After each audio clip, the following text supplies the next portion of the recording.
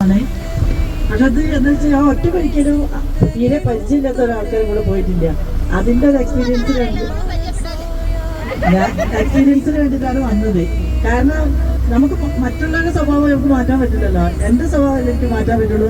അപ്പൊ നമ്മുടെ ചുറ്റുപാടുള്ള ആൾക്കാർ പലതരം സ്വഭാവത്തിലുള്ള ആൾക്കാരാണ്.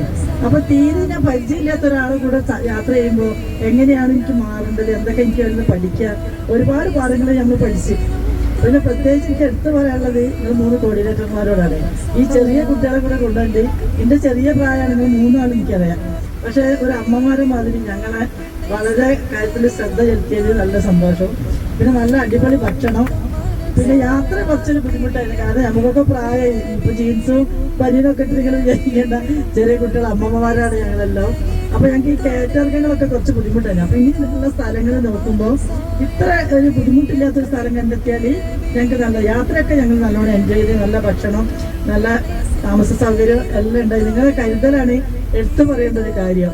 ഇപ്പൊ ഇങ്ങനെ കുഞ്ഞു കുട്ടികളെ കൊണ്ടുപോയിട്ട് ആ കുട്ടികളെ നോക്കുമ്പോൾ തന്നെ ആ കുട്ടികളെ കൂടെ ഉണ്ടായിട്ട് ഒരു നേരങ്ങൾ മുഷിവില്ലാണ്ട് ഞങ്ങളോട് നോക്കിയതിന് ഒരുപാട് നന്ദി.